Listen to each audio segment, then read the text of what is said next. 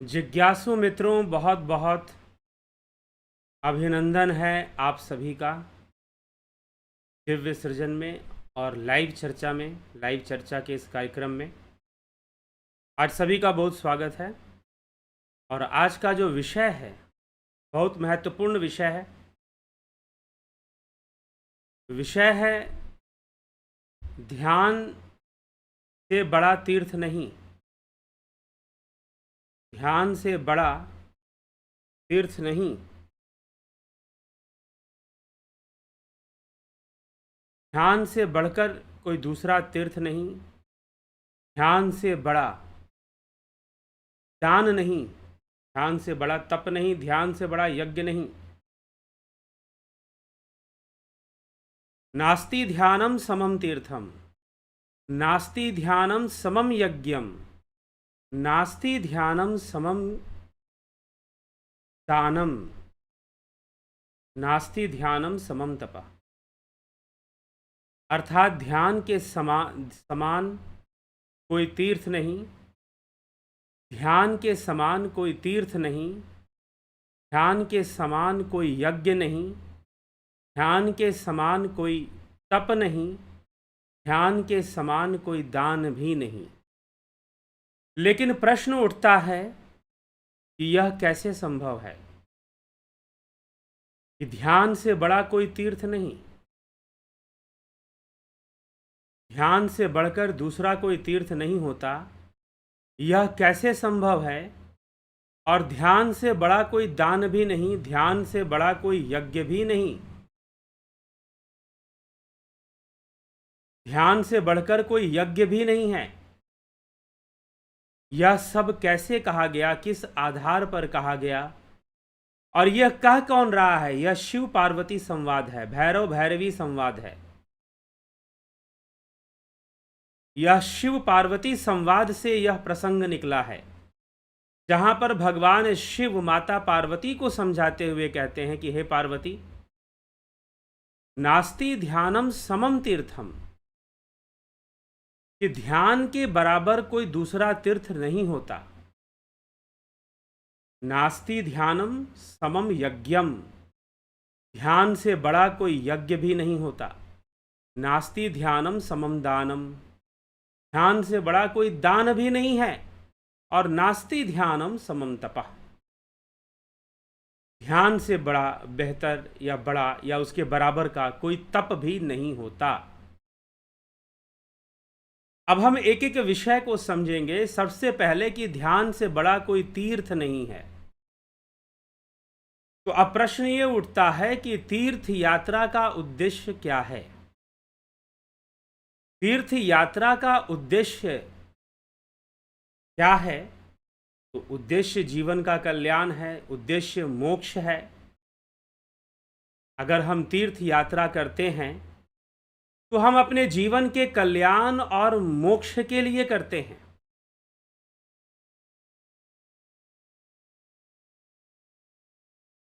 ठीक। लेकिन अब ध्यान से बड़ा कोई तीर्थ नहीं, ये कहने का क्या अर्थ है? और ऐसा क्या मात्र यही कहा जा रहा है? अब निर्भर करता है कि आप कौन सी बातों को उठाकर चलते हो। अपने मर्जी के अनुसार, अपने स्वार्थ के अनुसार, अपने अहंकार के अनुसार, ये अलग बात हो जाती है। आप कितना ध्यान देते हो बातों पर, कितना ध्यान नहीं देते हो, ये एक अलग बात हो जाती है। क्योंकि धर्मा आचरण में औपचारिकता बहुत होती है।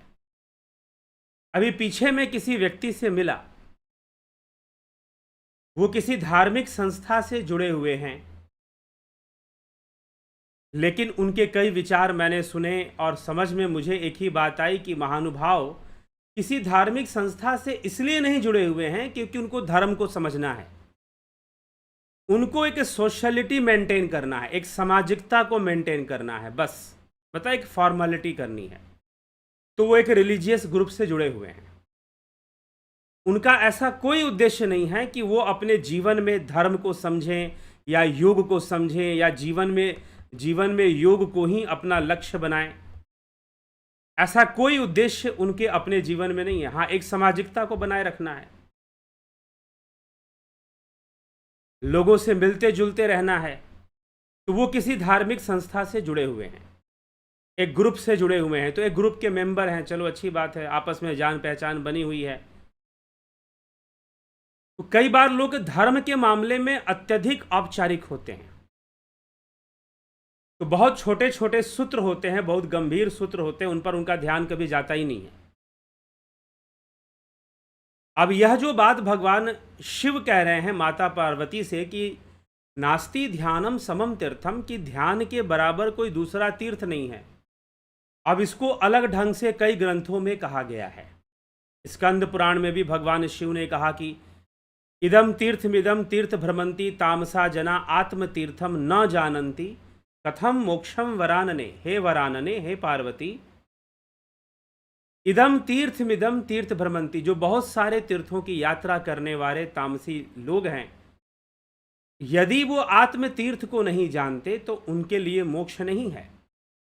और आत्म तीर्थ को जानने का साधन ध्यान है। आत्म तीर्थ को जानने का साधन क्या है? ध्यान है। अब जो है गोस्वामी तुलसीदास जी रामचरितमानस में लिखते हैं, बड़े भाग मानुष तन पावा सुर दुर्लभ सद ग्रंथ ही गावा साधन धाम मोक्ष करि द्वारा। यह मनुष्य का शरीर ही मोक्ष का द्वार है, यह मनुष्य का शरीर ही तीर्थ है और धाम है। लेकिन शरीर होने से नहीं, इस शरीर से ध्यान भी होना चाहिए। जब ध्यान योग होगा तो तीर्थ प्राप्त होगा। घट के भीतर ही तीर्थ, देहस्था सर्व तीर्थानि, इस देह में सारे तीर्थ हैं। देहस्था सर्व तीर्थानि, देहस्था सर्व देवंधाम, देहस्था सर्व विद्याश्च गुरुवाक्यान लभ्यते। देह में सारे तीर्थ हैं, देह में सारी विद्याएं हैं और इस देह में ही सारे देवधाम हैं। लेकिन ये प्राप्त कैसे होते हैं? गुरु वाक्यान लभ्यते, कहीं गुरु कृपा से जाकर प्राप्त होते हैं, कोई ऐसे जानकार महानुभूति से या किसी ऐसे विभूति से जो स्वयं जानते हैं और दूसरों को उसका अनुभव करा सकते हैं। तो ध्यानम नास्ति समम तीर्थम, ध्यान से बड़ा कोई तीर्थ नहीं है। ध्यान में बैठ जाओ, एक योगी जहां ध्यान में बैठ जाता है वो स्थान ही तीर्थ बन जाता है, वो स्थान ही तीर्थ बन जाएगा। ऐसे कई स्थान है जहां योगियों ने साधना की और आज वहां तीर्थ बना हुआ है, हम वहां जाते हैं यात्रा करने, घूमने। तो नास्ति ध्यानम समम तीर्थम, ध्यान से बड़ा कोई तीर्थ नहीं। इस देह के अंदर ही सब कुछ है। अब संगम तीर्थराज जो प्रयागराज तीर्थ है, उसके लिए क्या कहा गया है हठ प्रदीपिका ग्रंथ में? ईड़ा भगवती गंगा पिंगला यमुना नदी, ईड़ा पिंगलोर मध्य सुषुम्ना च सरस्वती, त्रिवेणी संगमो तीर्थराज स उच्यते, तत्र स्नानम प्रकुर्वित सर्व पापे प्रमुच्यते। ऐसे लिखा गया है शास्त्र में कि ईड़ा भगवती गंगा, ईड़ा नाड़ी है और पिंगला नाड़ी है, इनका संगम यहां पर होता है भ्रिकुटी के मध्य में, यहां पर इनका संगम होता है। ईड़ा पिंगला सुषुम्ना तीन बसे इकठाई, बेणी संगम तह प्रयाग मन मज्जन करे तिथाई, यहां मन का स्नान होता है। तो ईड़ा भगवती गंगा, ईड़ा भगवती गंगा है, पिंगला यमुना नदी, ईड़ा पिंगलोर मध्य सुषुम्ना च सरस्वती, यहां पर तीनों का मिलन हो जाता है, संगम हो जाता है। तो जो ध्यान के माध्यम से यहां स्थित हो गया, भ्रिकुटी के मध्य में स्थित हो गया, भगवान कृष्ण कहते हैं कि जो योगी अपने प्राणों को भ्रिकुटी के मध्य में एकत्र करता है वो अपनी इच्छा से बाहर भी निकाल सकता है। ठीक है, लेकिन जब सारी चीजें एक फॉर्मेलिटी होंगी, आपका गीता रखना, आपका ग्रंथ रखना एक मात्र औपचारिकता है, एक व्यवहारिकता मात्र है, तो कहीं कोई लाभ नहीं मिलने वाला, कहीं कोई लाभ नहीं मिलने वाला। फिर इसलिए ध्यान में तो उतरना पड़ेगा। शिव ध्यान में है, हम जितने देवी देवताओं की फोटो देखते हैं ध्यान में बैठे हैं। हनुमान जी की फोटो आप देखिए ध्यान में बैठे हुए हैं। हनुमान जी की जो फोटो है, बजरंग बली की फोटो, ध्यान में बैठे हुए, योग सिद्धि है, ध्यान में लीन है। और कई संत महापुरुष, सिख गुरुओं की फोटो हम देखते हैं, गुरु अर्जन देव जी, गुरु गोविंद सिंह जी, तेग बहादुर जी, गुरु नानक, सब ध्यान में बैठे हुए दिखाई देंगे। हमारे जितने भी गुरु हुए हैं, आज हम कहते हैं कि सिख गुरु नहीं, ये तो भारत भूमि के गुरु थे, क्योंकि आज हम जो राजनीति करने वाले लोगों ने एक अलग रिलीजन डिफाइन कर दिया है सिखिज्म के नाम से। जो शिष्य है वही तो सिख है। तो इस प्रकार से हमारे जो गुरुओं की हम फोटो देखते हैं, वो सब ध्यान में बैठे हुए हैं। गुरु गोरखनाथ जी के मंदिर में जाओ तो वहां ध्यान में बैठी हुई मूर्ति मिलेगी। और कुछ लोग सोचते हैं कि बिना ध्यान किए ही हम सब जान जाएंगे, समझ जाएंगे। जी नहीं, इसीलिए कहा गया ध्यानम नास्ति, नास्ति ध्यानम समम तीर्थम, कि ध्यान के समान कोई तीर्थ नहीं है। सारे योगी महापुरुष जिनके मंदिरों में हम जाते हैं, जिनके तीर्थों में हम घूमते हैं,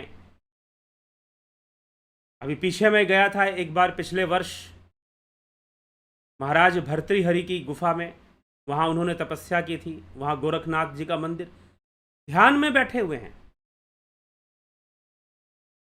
ध्यान में लीन होकर बैठे हैं। सारे देवी देवताओं की हम फोटो देखते हैं, ध्यान की अवस्था में होती।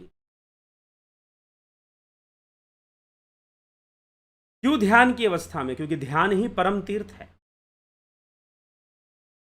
ध्यान काश्यान्तु मरण मुक्ति, काशा ब्रह्म तत्व प्रकाश, यस्याम अवस्थायाम सा काशी। काशी में मरने से मुक्ति होगी, लेकिन काशी क्या है? एक अवस्था है जहां पर योगी को ब्रह्म तत्व प्रकाश का दर्शन होता है, साक्षात्कार होता है। वो उस सुरति और निरति में लीन होता है, नाद में लीन होता है, ध्यान करता है, ध्यान योग करता है, तो जाकर उसे काशी की प्राप्ति होती है। नहीं तो फिर मुक्ति तो बड़ा आसान हो जाए, बड़ा सरल हो जाए कि भाई किसी जगह पे पहुंचो और पैसा खर्चा करो, पैसा से मुक्ति खरीद लो, फ्लाइट पकड़ो और मद्रास से बनारस पहुंच जाओ। अब तमिलनाडु के बहुत सारे लोग वाराणसी यात्रा पर जाते हैं, काशी यात्रा पर जाते हैं। अभी पीछे हम गए थे वाराणसी, तो वहाँ तमिलनाडु के बहुत सारे लोग थे। तो फ्लाइट पकड़ो और पहुंच जाओ, मुक्ति मिल गई। लेकिन काशी भी एक अवस्था है। जैसे कि प्रयाग क्या है? ईड़ा भगवती गंगा पिंगला यमुना नदी, ईड़ा पिंगलोर मध्य सुषुम्ना च सरस्वती, घट में ही है।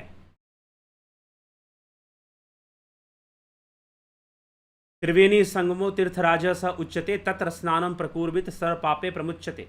त्रिवेणी संगमो तीर्थराज स उच्यते, उसको तीर्थराज कहते हैं जहां ईड़ा पिंगला सुषुम्ना का यहां पर वास है, ऐसे बताया गया। इसलिए कहा गया नास्ति ध्यानम समम तीर्थम, ध्यान के समान कोई दूसरा तीर्थ नहीं होता।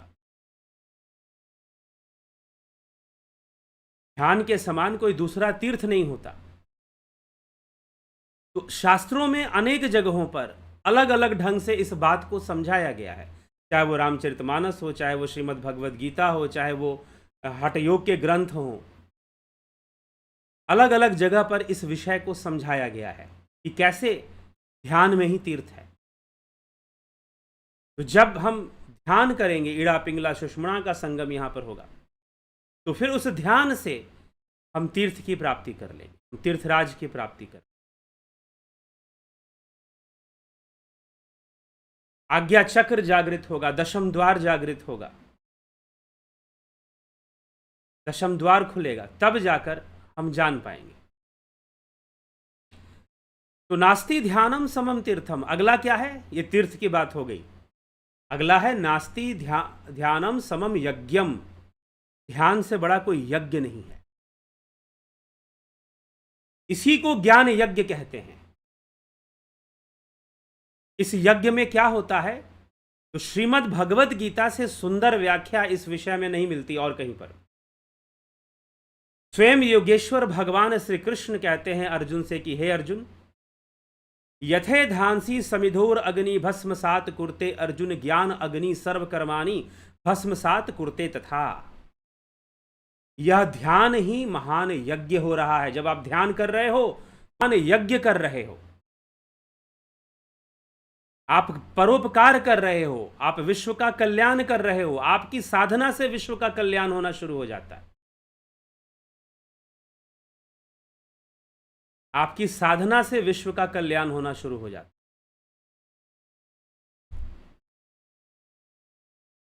तो नास्ति ध्यानम समम यज्ञम, भगवान ने कहा यथे धांसी समिधोर अग्नि भस्म सात कुरते अर्जुन, कि हे अर्जुन, जिस प्रकार से समिधा भस्म होती है यज्ञ की अग्नि में, हवन की अग्नि में, वैसे ही यथे धांसी समिधोर अग्नि भस्म सात कुरते अर्जुन ज्ञान अग्नि सर्वकर्माणि भस्म सात कुरते तथा। ज्ञान अग्नि सर्वकर्माणि भस्म सात कुरते तथा, कि ज्ञान अग्नि में जो आपके कर्म हैं, ज्ञान अग्नि में जो आपके कर्म हैं, वो भस्म हो रहे हैं, वो जल रहे हैं। बाहर की अग्नि में तो समिधा जलती है, द्रव्य जलाए जाते हैं, द्रव्य भस्म होते हैं। अग्नि देव देवताओं के मुख माने गए हैं। अग्नि देव देवताओं के मुख माने गए हैं, तो अग्नि में आहुति देकर देवताओं का दान किया जाता है। अग्नि में आहुति देकर देवताओं का दान किया जाता है। तो भगवान कहते हैं, श्री कृष्ण स्वयं कहते हैं अर्जुन से, यथे धांसी समिधोर अग्नि भस्मसात कुरते अर्जुन ज्ञान अग्नि सर्वकर्माणि भस्मसात कुरते तथा। ज्ञान अग्नि में, इस ध्यान रूपी अग्नि में, जो ध्यान के द्वारा जो अग्नि प्रकट होती है, घट में हमारे कर्म जलते हैं। इस ज्ञान अग्नि में हमारे कर्मों का नाश होता है। तो जब आप ध्यान साधना करते हो, ध्यान योग का अभ्यास करते हो, तो आप अपने कर्मों का भी नाश कर रहे होते हो। ये महान यज्ञ चलता है, और इस यज्ञ में बाहर की सामग्री नहीं भस्म होती है। आपके पिछले कई जन्मों के जो कर्मों के जो बंधन हैं, वो बंधन खत्म होने शुरू हो जाते हैं जब आप सही से ध्यान योग का अभ्यास करते हो। जब आप सही से ध्यान योग का अभ्यास करते हो तो ऐसा होता है। इसी के लिए कहा गया नास्ति ध्यानम समम यज्ञम, ये यज्ञ है। ध्यान एक महान यज्ञ है। नास्ति ध्यानम समम दानम, अर्थात ध्यान एक दान भी है। ये कैसी बात है?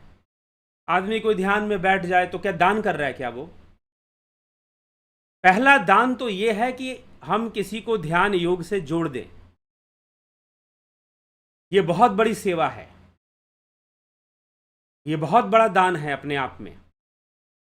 या फिर ध्यान योग के उद्देश्य से किए जाने वाले कार्य में हम जो भी सहयोग करें, धन से, तन से, मन से, वह भी बहुत बड़ा दान है। अब ध्यान सबसे बड़ा दान कैसे हो जाता है, इसको हम कॉन्सेप्ट इसका हम समझे कि ध्यान सबसे बड़ा दान कैसे हो जाता है। नंबर 1, क्योंकि ध्यान से ही मोक्ष संभव है। ध्यान योग के बिना मोक्ष संभव नहीं है। ध्यान योग के बिना मोक्ष संभव नहीं है, ऐसी मान्यता है उपनिषदों की। तो जब हम ध्यान योग में, या ध्यान योग लोगों को प्राप्त हो, मनुष्य जीवन को प्राप्त हो, मनुष्यों को प्राप्त हो, इसमें हम जो भी सहयोग करते हैं वह सब एक दान के रूप में होता है। दूसरा, छोड़ दीजिए सहयोग वाली बात, बस नियम से आदमी ध्यान योग का अभ्यास ही कर ले, वही अपने आप में बहुत बड़ा दान है। अगर नियम से वो ध्यान योग का सही से अभ्यास करता है, डेली बैठता है, ध्यान योग में बैठता है, शांत होकर बैठता है, जैसे बताया गया है ध्यान योग का अभ्यास, 20 जून 2023 से फिर से शुरू होगा ध्यान योग का कोर्स। और जिन्होंने कोर्स कर लिया है, अगर वो नियमित अभ्यास कर रहे हैं, वो बहुत बड़ा दान भी कर रहे हैं, बहुत बड़ा दान कर रहे हैं। सुबह सुबह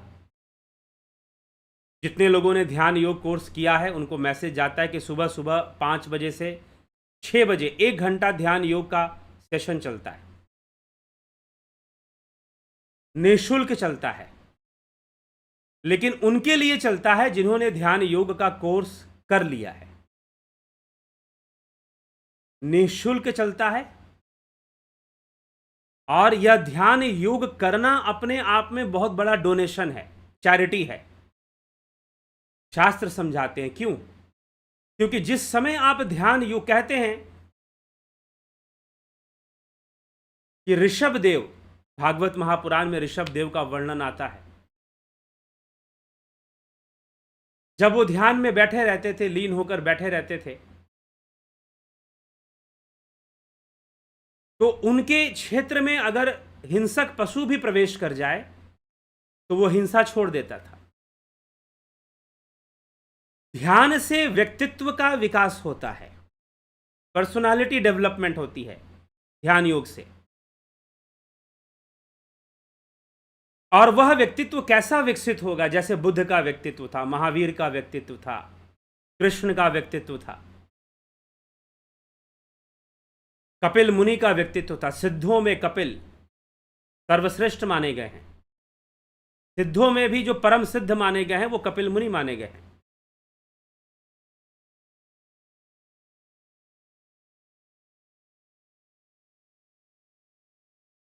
ठीक है, तो सिद्धों में कपिल, तो व्यक्तित्व का विकास होता है।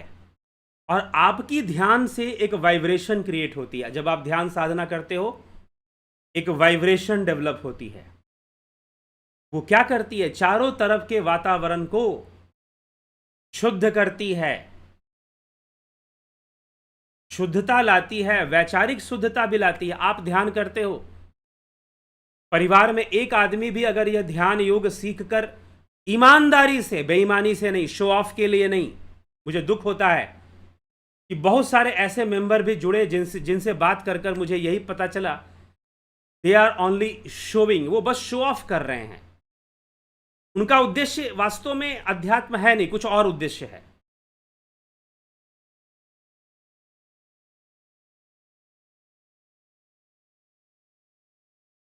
ठीक, तो वो शो ऑफ कर रहे हैं, दिखावा कर रहे हैं।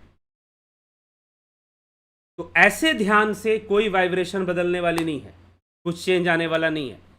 लेकिन अगर एक आदमी ईमानदारी से ध्यान करे अपने घर में, तो उसके परिवार के हर व्यक्ति पर उसका प्रभाव जाएगा। यहां तक कि वनस्पतियों पर भी उसका प्रभाव जाएगा। तो ध्यान करना ही अपने आप में एक बहुत बड़ा दान हो जाता है। हां, आप ध्यान योग से दूसरों को जोड़ने का प्रयास करें तो वो तो और भी बढ़कर हो गया। ध्यान योग से दूसरों को जोड़ने का प्रयास करें तो वो तो और भी बढ़कर हो गया। लेकिन अगर आप स्वयं अगर ध्यान करते हो और ध्यान योग का अभ्यास करते हो आप, ठीक है, तो फिर क्या होगा? आपके अंदर जो एनर्जी डेवलप होगी, आपके अंदर जो शक्ति का विकास होगा, जो शक्ति विकसित होगी आपके अंदर, और जो वाइब्रेशन निकलेगी, हो सकता है कि आपको भी अंदाजा ना हो इस बात का कि ध्यान करते समय किस तरह की वाइब्रेशंस निकलती हैं।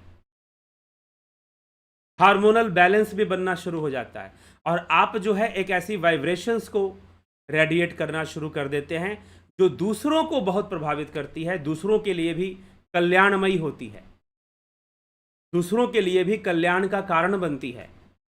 तो ध्यान करना अपने आप में सबसे बड़ा दान है, और ऐसा दान है कि यह निष्काम है।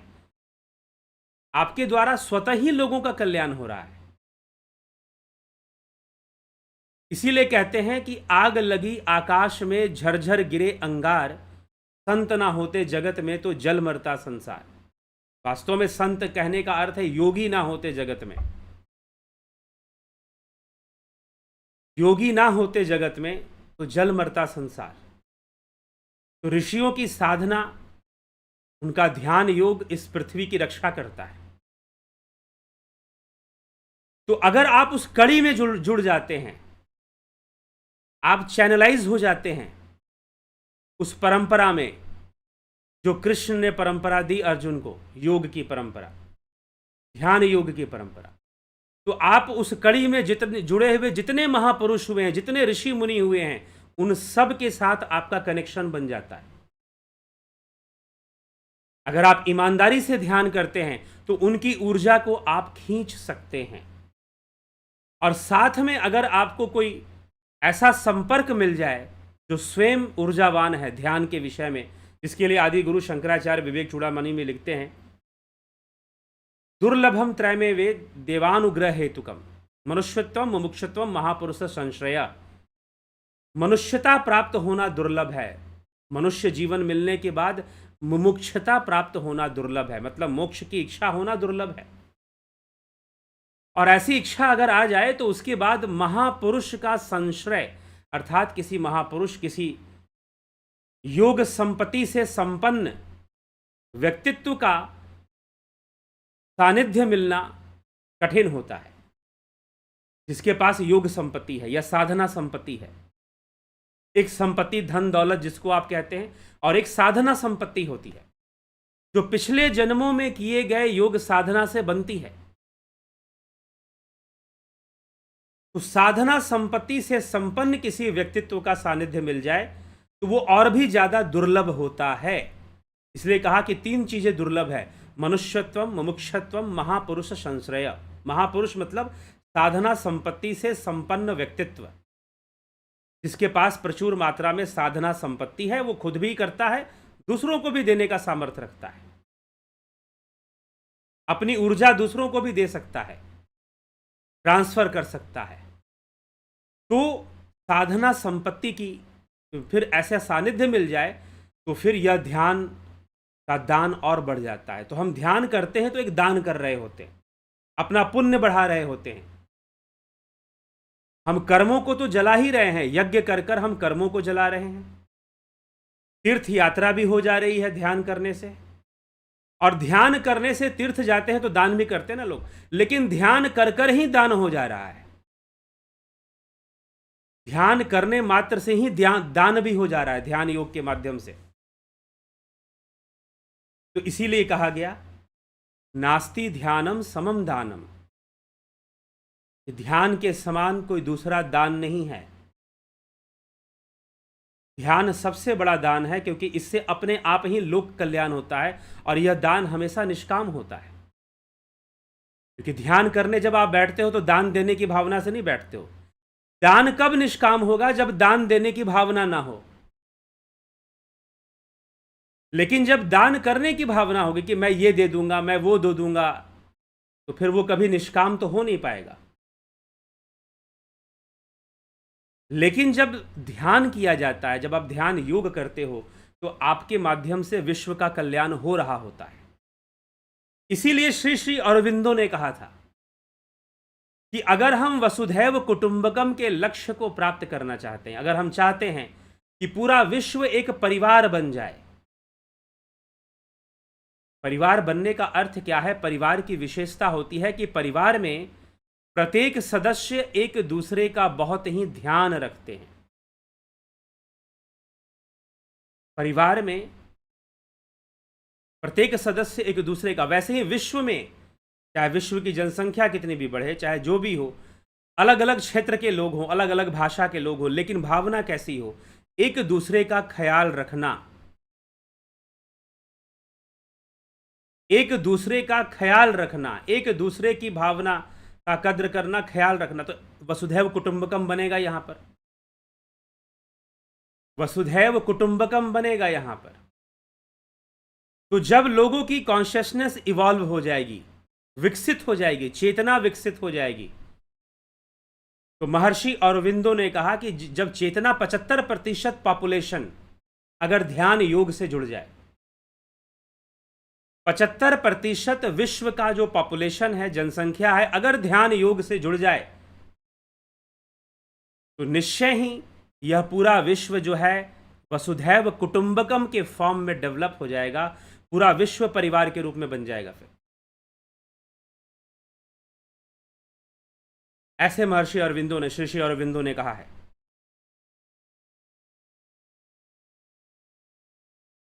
तो यह समझने का विषय है।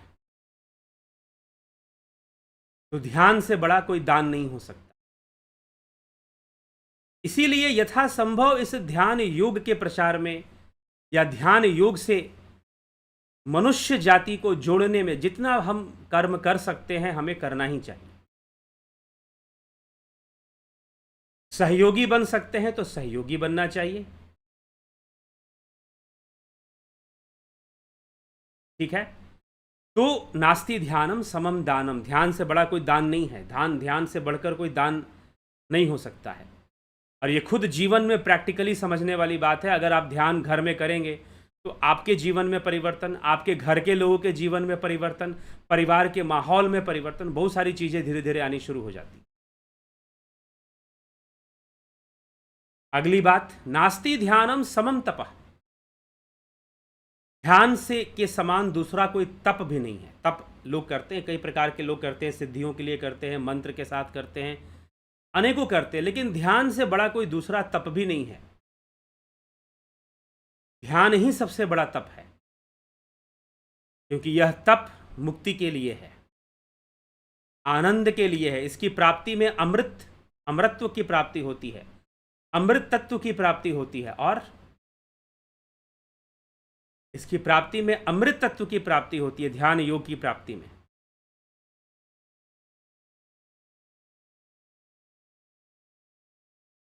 ध्यान योग की प्राप्ति में अमृत तत्व की प्राप्ति होती है।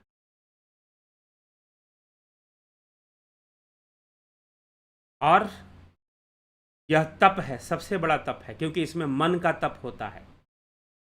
सिर्फ शरीर को नहीं, मन को तपाया जाता है इसमें। चित्त वृत्ति निरोध होता है इसमें, चित्त वृत्ति निरोध होता है इसमें, इसलिए यह मन का बहुत ही महत्वपूर्ण तप है। तो ध्यान, नास्ति ध्यानम समम तपः, तो ध्यान से बढ़कर कोई दूसरा तीर्थ नहीं, ध्यान से बढ़कर कोई दूसरा यज्ञ नहीं, ध्यान से बढ़कर कोई दूसरा दान नहीं, और ध्यान से बढ़कर कोई दूसरा तप भी नहीं। ऐसे भगवान शिव माता पार्वती को समझाते हैं और प्रेरित करते हैं कि पार्वती, यदि तू अजन्मा होना चाहती है, जन्म मरण के चक्कर से निकलना चाहती है, यदि तू अजन्मा होना चाहती है, जन्म मरण के चक्कर से तू निकलना चाहती है, तो हे पार्वती, तुम ध्यान करो, तुम ध्यान योग को समझो, ध्यान योग को जानो और ध्यान योग का अभ्यास करो। क्योंकि पार्वती जी का प्रश्न था कि मेरा जन्म मरण होता है और आप अजन्मे हैं, ऐसा कैसे? तो ध्यान ही वो माध्यम है जो तुम्हें अपने वास्तविक स्वरूप से जोड़ देगा। तद्द्रष्टु स्वरूपे अवस्थानाम, स्वरूप की अवस्था में चले जाओगे, लीन हो जाओगे, प्राप्त हो जाओगे। ठीक है। तो आवश्यक है प्रारंभ करने की, सुनने मात्र से नहीं होगा। तो ध्यान योग का यह जो ऑनलाइन कोर्स है, 20 जून 2023 से 1 महीने का कोर्स शुरू हो रहा है। इसके अंतर्गत गाइडेड मेडिटेशन, ट्रांसेंडेंटल मेडिटेशन और स्पिरिचुअल हीलिंग सिखाया जाता है, इनिशिएट किया जाता है। एक तरह से आपको उसमें प्रवेश दिया जाता है कि आप गहरे ध्यान में उतर सके, राजयोग को समझ सके, राजयोग को समझ सके। 2 मेंबरशिप है, जुपिटर और सन मेंबरशिप। कई बार लोग कंफ्यूज होते हैं कि जुपिटर ज्वाइन करे कि सन। अगर सन ज्वाइन करेंगे तो जुपिटर ज्वाइन नहीं करना है, अगर जुपिटर करेंगे तो सन नहीं करना है, एक ही ज्वाइन करना है। क्यों? क्योंकि दोनों ध्यान योग का कोर्स है। सन ज्वाइन करेंगे तो आपको गाइडेड मेडिटेशन और ट्रांसेंडेंटल मेडिटेशन, मतलब हठ योग और राजयोग, ध्यान से संबंधित हठ योग, ऐसा हठ योग जिसका संबंध ध्यान से है, शरीर वाला हठ योग नहीं। तो हठ योग और फिर ट्रांसेंडेंटल मेडिटेशन क्या है? राजयोग है ये। इन दोनों को सिखाया जाएगा अगर आप सन मेंबरशिप ज्वाइन करते हैं। लेकिन अगर जुपिटर ज्वाइन करेंगे तो इन दोनों के साथ साथ स्पिरिचुअल हीलिंग की अद्भुत क्रिया है, चमत्कारी क्रिया है, यह भी आपको सिखाया जाएगा। स्पिरिचुअल हीलिंग भी आपको सिखाया जाएगा। तो यह 2 सदस्यता है। कांटेक्ट करेंगे 9661802459 9618022459। इस नंबर पर आप कांटेक्ट करके डिटेल्स लेंगे कि हमको ज्वाइन कैसे करना है ध्यान योग का कोर्स।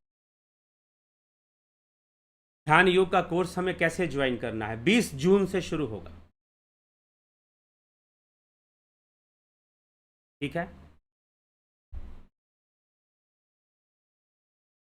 अगला है प्राकृतिक चिकित्सा। यह प्राकृतिक चिकित्सा का भी कोर्स चलता है ऑनलाइन। यह भी 20 जून से शुरू होगा। इसकी भी अपना महत्व यह है कि यह स्वास्थ्य को अपना अच्छा बनाए रखने में, अपने स्वास्थ्य को बेहतर बनाए रखने में यह आपकी सहायता करता है, आपको आत्मनिर्भर बनाता है। नेचुरोपैथी के अंदर ऐसे ऐसे टेक्निक्स हैं, ऐसे ऐसे डाइट हैबिट्स हैं, बताया जाता है और टेक्निक्स बताई जाती हैं, स्किल्स बताई जाती हैं, जिससे कि आपके जो अपने बॉडी सिस्टम है, जिसके अंदर बहुत सारे सिस्टम है, nervous system, digestive system, circulatory system, respiratory system, endocrine system, इन सभी सिस्टम को आप स्वस्थ बनाकर रख सकते हैं। इन सभी सिस्टम को आप हेल्दी बनाकर रख सकते हैं।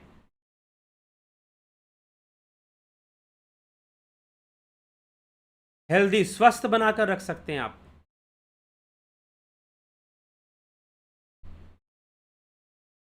तो नेचुरोपैथी, प्राकृतिक चिकित्सा,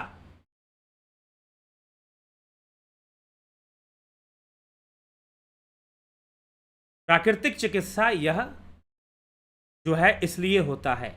तो आप अगर प्राकृतिक चिकित्सा का भी कोर्स कर सकते हैं, करना चाहें तो। साथ में दर्शन। अब 20 तारीख को ही फिलॉसफी का कोर्स भी शुरू होगा। 2 तारीख से शुरू होता था, वो नहीं हुआ, तो 20 जून से दर्शन, विश्व दर्शन और भारतीय दर्शन दोनों का समावेश इस कोर्स में है। वर्ल्ड फिलॉसफी, आप इसको भी देख सकते हैं कि पाश्चात्य दार्शनिकों ने कैसी कैसी बातें की हैं, क्या क्या समझाने की कोशिश की है।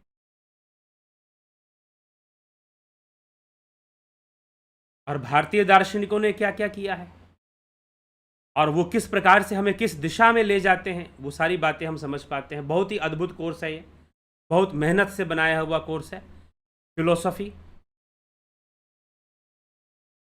Clear your vision about life, love, God, world and dharma. Online course on philosophy. दर्शन, इसका नाम है दर्शन।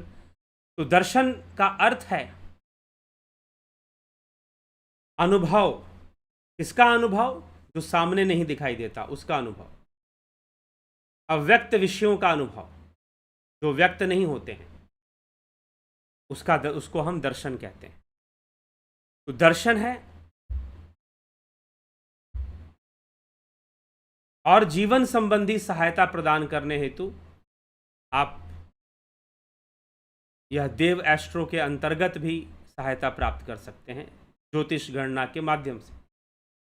लेकिन जो व्यक्ति ध्यान योग के मार्ग पर चल पड़ता है,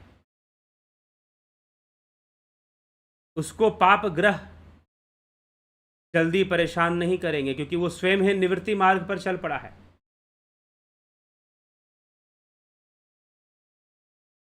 तो हमें ध्यान योग सीखना चाहिए, करना चाहिए। ध्यान योग का जो कोर्स है 20 जून से शुरू हो रहा है, आप इसको जरूर लाभ उठाएं ज्वाइन करके। चलिए आगे बढ़ते हैं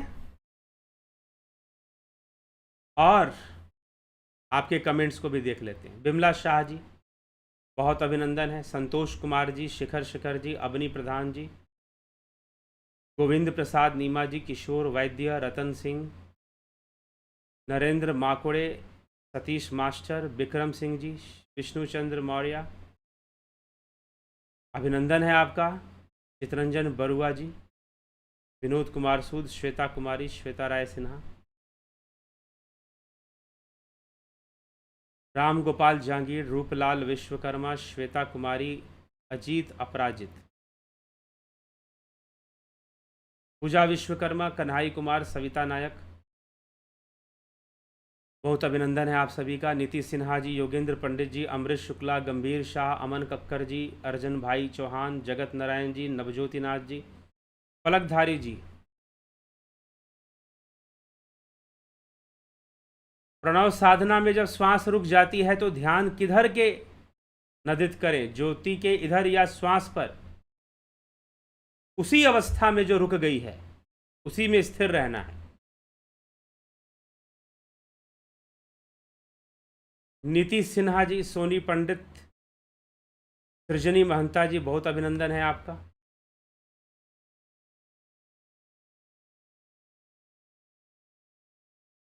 आधुनिक विज्ञान वेदों पर आधारित है, कृपया इस पर वीडियो बनाएं। आधुनिक विज्ञान जो चल रहा है वो वेदों पर आधारित नहीं है, पहली बात तो आप ये समझ लीजिए, ठीक है।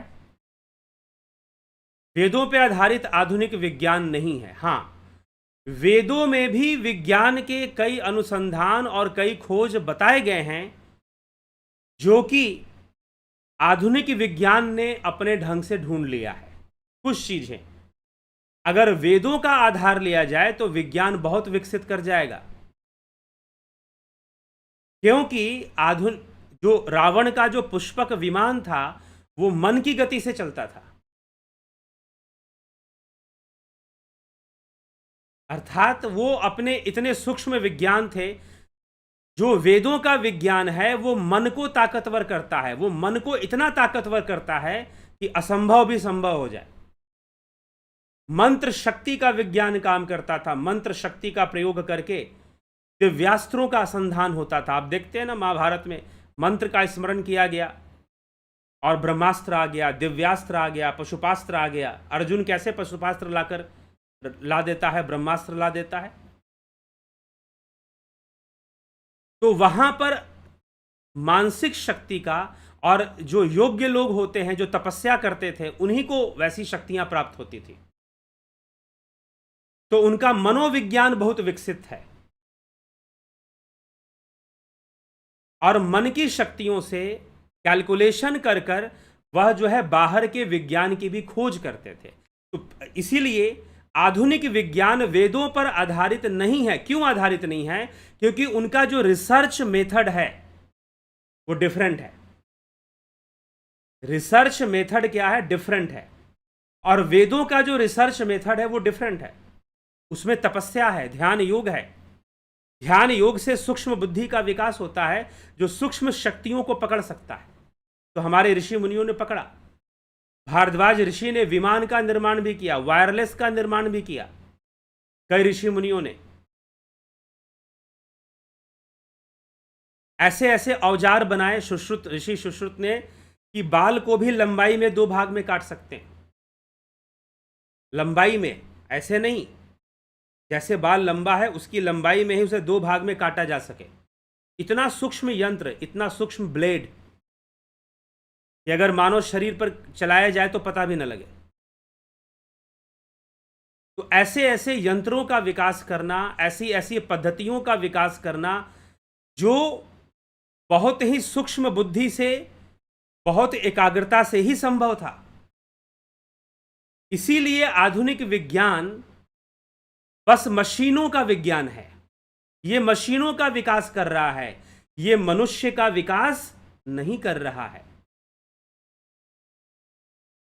जो आधुनिक विज्ञान है वो मशीनों का विकास कर रहा है, वह मनुष्य का विकास कदापि नहीं कर रहा है। वह मनुष्य का विकास कदापि नहीं कर रहा है, यह हमें समझना हो। तो इसीलिए आधुनिक विज्ञान वेदों पर आधारित नहीं हो सकता।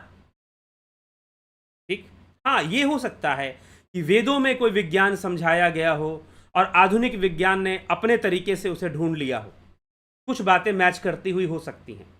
लेकिन ये कहना कि आधुनिक विज्ञान, अब आर्यभट्ट ने बहुत पहले ही ग्रहों की दूरियां बता दी थी, उनके पास तो दूरबीन भी नहीं हुआ करता था। पृथ्वी से ग्रहों की दूरियां कितनी हैं उन्होंने बता दी थी बहुत पहले ही। ज्योतिष के बहुत सारे रहस्य, 7 दिन होते हैं सप्ताह में, ये इंडियन वैदिक एस्ट्रोलॉजी से निकला है, 7 डेज, जो पूरे वर्ल्ड में माना जाता है 7 दिन, वैदिक एस्ट्रोलॉजी से निकला है। अब ज्योतिष आ गया। अब कुछ लोग कहेंगे अरे हम ज्योतिष मानते हैं, हम ज्योतिष नहीं मानते। अरे तुम्हारे मानने और ना मानने से फर्क नहीं पड़ता। ज्योतिष एक वेदांग है, अर्थात वेदों का अंग है, छठा वेदांग कहते हैं इसको, वेदों का नेत्र माना गया। तो एक रिसर्च पर बेस्ड है। हाँ, अब कोई सही से ज्योतिष की गणना ना करे वो अलग बात है, अपनी जगह पर वो अलग चीजें कुछ हो जाती हैं। लेकिन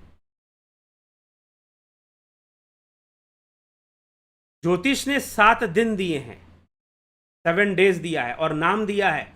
और इस पर मैंने पहले भी वीडियो में बना चुका हूं कि 7 दिन के नाम बुधवार बुधवार क्यों है, सोमवार के बाद मंगलवार ही क्यों आता है, मंगलवार के बाद बुधवार ही क्यों आता है, बता चुका हूं मैं इसके ऊपर। ग्रहों की ऐसी चाल होती है कि प्रथम होरा जिस ग्रह का शुरू होगा उसी के नाम से दिन का नाम होगा।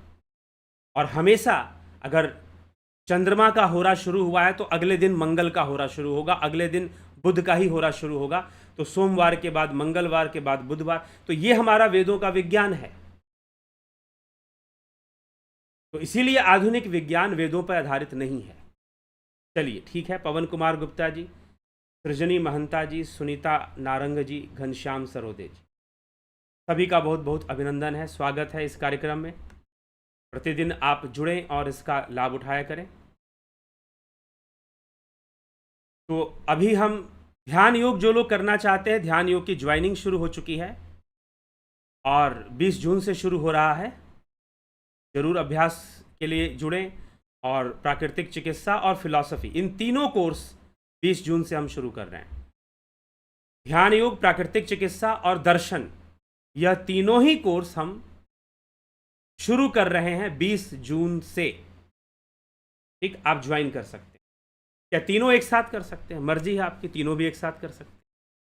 डिटेल्स लेना चाहते हैं तो नंबर मैंने दिया है 9661802459।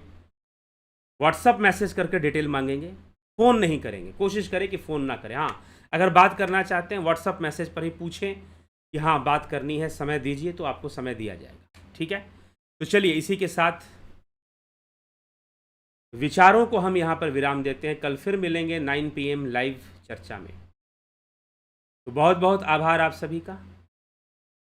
ओम तत्सत आप सभी को।